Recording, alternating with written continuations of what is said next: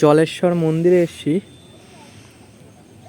ওপাশে মন্দিরটা এত সুন্দর লাগছে এদিক থেকে, সে বলে বোঝানোর নয়।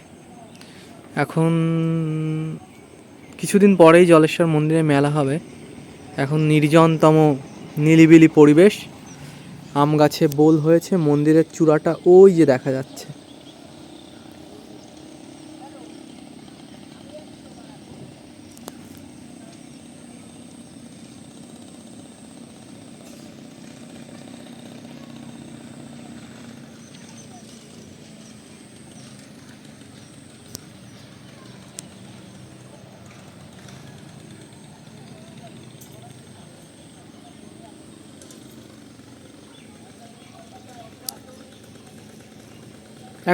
এখন লোকজন নেই, সব প্যান্ডেল হচ্ছে মাঠে আর কি।